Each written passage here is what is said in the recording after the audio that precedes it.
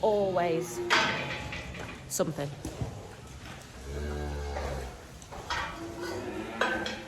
This? Huh? Naughty, that's what you call this. Can you get out? Go on. Head, head, head. Nope. Go backwards. Right, take a running jump. Nope.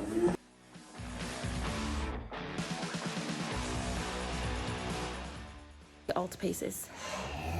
You feed them, you raise them, you take them to school, and they're still stupid.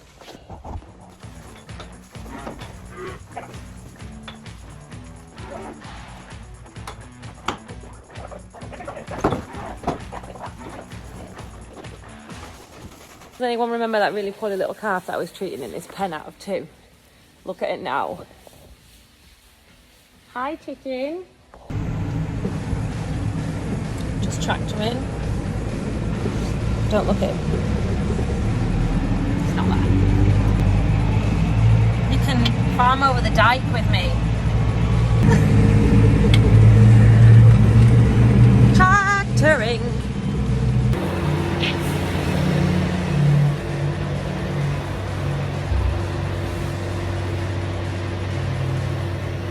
So, these guys are going tomorrow. Just these 4 bullocks. Well, they're about 17 months old. They were reared on cows, not an accurate representation of what your bull beef looks like from a dairy farm, because these guys have been on the tip. They're very naughty. Very naughty. Come on out. Get out.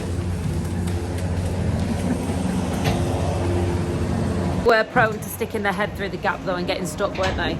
That was a bit of a pain, wasn't it? Honest to God, the attitude.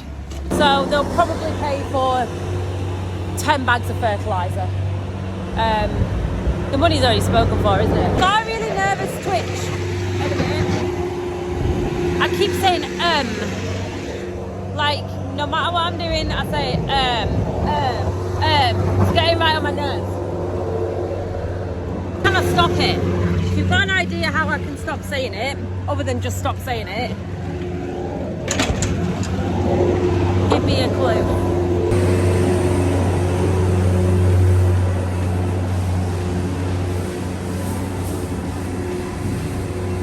Today, Ollie put a picture on saying Jealousy Road, you will have seen it, and he was saying somebody had doctored one of his pictures to say hanker. Don't worry, Ollie, when someone's jealous of us, they just slash all our veils. Could be worse. Sometimes in life you just get cows or calves or whatever that just will not lie in cubicles. This idiot is one of them. Every morning we come out here and he's just led in the feed passage, just chilling, quite happy. There's a comfy mattress through there. I don't know what he's thinking. God, he's here for a good time, not a long time, because he's a pain in the ass. So, I'm going to tell you a funny story. When I say it's... oh my God, my voice is broken. What's happening? I'm going to tell you a funny story. No, I'm joking. Oh my God. I'm broken. Sign, I need a brew. Anyone want a brew? Someone stick the kettle on. In the yard, I'll move over here because the voice is really loud. Not that I'm louder. In the yard, can you see this slatted thing here? That drains all of the gutters drain into that, and all the surface water. That then has a pipe into the slurry, and we use it to open that pipe and mix water with the slurry. So you've always got fresh water to mix with your slurry because it gets hard, mostly because of the dry silage and stuff like that. So you want to be able to mix your slurry so you can get it out. Making a conscious effort not to say by the way. If you notice it, comment below Right, a pause is okay. You are allowed to pause when you speak. You don't have to say or So we have this reception pit here, and that is basically filled with clean water off the roofs, any washings out that we do in the yard, that kind of thing. The only problem is it's an advantage when your slurry's thick because the water has a pipe and it automatically goes and drains down into the slurry when it overflows and when it reaches a certain level. But when it rains a lot, you end up with your slurry and your reception pit rising at the same time and it backwaters. So before that happens, what I was going to do is empty this, but it would have involved bringing the tank around, taking the slats off, putting the pipe in, blowing it out around a field somewhere. So I just thought I'll go and get the pump, the puddle pump that I use in the well to feed the chickens their water. I went down, I undid all the pipes, I dragged it on up and the pump wasn't working. I've left the plug out in the rain and obviously the fuse has got wet, something like that. I need to dry it out. Just thought, when you fill the pressure washer IBC up, if you leave the hose pipe in the top and turn the tap off, it backwaters and empties. Really annoying, I know. I've done it several times and gone in for my dinner and come back and my full tank is half empty. Applying that logic, I went and got a hose pipe and I stuck it in that pit. I walked down here to the building site, I gave it a good old suck. Don't say it. Don't say it. That's what she said. I'm sorry.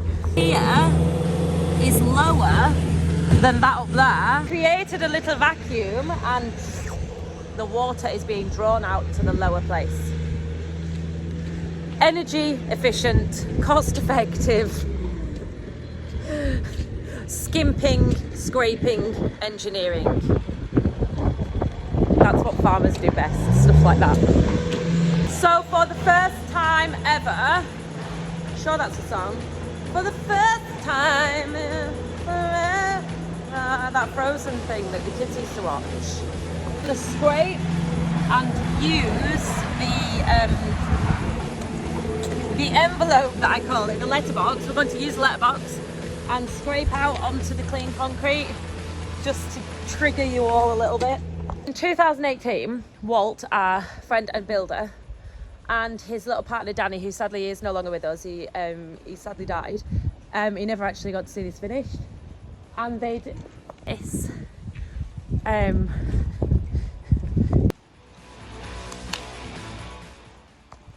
raining. Walt made this little letterbox, not envelope, as I keep calling it. And it never actually worked, and I can show you why. I'll add the video of before this was done so you can see. This was on a really, really, really steep incline here, and the Bobcat just couldn't get traction to be able to drive up here and pick the SH1T up. Gary has come and concreted. He's concreted as a flat plinth, and we had a spare panel kicking about that had a split in it, but because we backfilled it with concrete, it doesn't actually matter. You can see the split, but it's not going to make a difference now. Here's the split all the way along there, can you see? It's just a reject panel that we've used. So now what we can do is we can drive along this way with the Bobcat, pick up the poop, and bring it to the shed, which won't be filled with these, and dump it in this. This is a muck shed, this is a midden. Very clean midden. Take a look because it will never look like this again.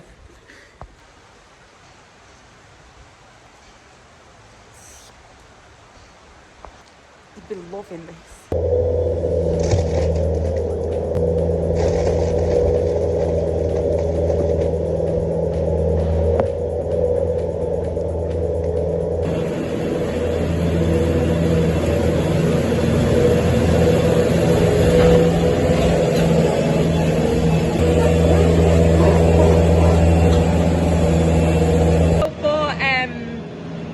Had the concrete done, we've had to be really careful around this area that we don't push anything through. Yes.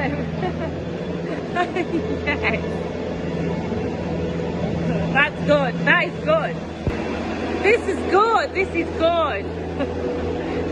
Danny would have been all over this, and he would have been all over YouTube as well. He would have absolutely loved it. Loved it. We're having problems with this cow. 44. Keep finding calves in the trough, and I think she's pushing them in. I know she's a bully, And I know she pushes her weight around quite a lot. Actually getting beyond the joke, so I think we're going to take her out of here, because actually it's not safe for her to be pushing things around so much. Look at her. There's one here, and I want her through there. I don't know how I'm going to get her out through there, to be fair. Go on. We're not getting kicked. Go on. No, no, no, no, no, no, no, no, no, no, no. She'll just literally walk along everyone and push them out of the way. I'm hoping she's going to see that and go for it. Get out.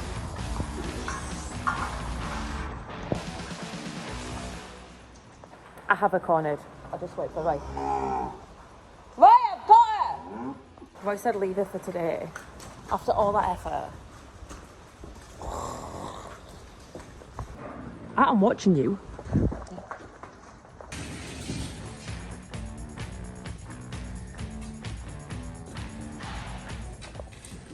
So this is Nuisance and Nuisance's calf. Nuisance's calf's gorgeous, isn't it? Oh, in the past we have done it both ways. We have taken the calves off the cows early and pumped a hell of a lot of feed in. And we've also left the calves on the cows until the last minute, until they're literally like, you know, they're as big as the cow. Cost effective wise, leaving them on is way better for them. The calves grow faster and you can feed. And in today's climate, with the 3 Fs, fuel, feed, fertilizer, that is the way we are going this year. I don't care what other people are doing. We are leaving the calves on the cows for as long as possible, and we are feeding the cows a hell of a lot of grass silage and making sure they've got all the minerals and boluses and all that rubbish, just to keep them going. At any point it starts affecting the cows negatively and we see them going downhill, we will think about weaning the calves earlier. But until then, they're all actually quite happy. The calves aren't doing any harm in the cubicles. It was always a stopgap. We used to bring the calves in from the field. We used to put them in the shed. We didn't want to stress them any more than we had to, and the TB test was always the reason why we were bringing them in. So they had 2 stresses at once. They had bringing them in from the field and the TB test, and it's pneumonia-y kind of weather at this time of year anyway. So we always try and limit the stress on the calves. Weaning them was then next, which is also a massive stress on the calves, massive. So we always used to leave it a little while. This year, they're not doing any harm on the cows, to be fair. We have brought them in from the field, we've TB tested, and yeah, the shit in the cubicles the wrong way around, but the only people that it's inconveniencing is us. Every animal still has a cubicle. That hasn't changed just because they're younger. So yeah, it's not working. I know it doesn't maybe look, you know, you don't get your cows all lined up perfectly, but it's not working. So we're just going to leave it as it is. If it's not broken, don't fix it. And it's cheaper. So these guys are going to the auction. These were bought in as dairy calves off a dairy farm. So they are Angus crosses. And they've made quite big boys. Like,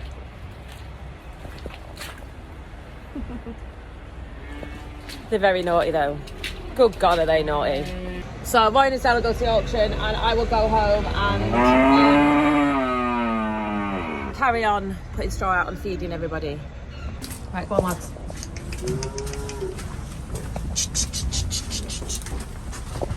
Come on.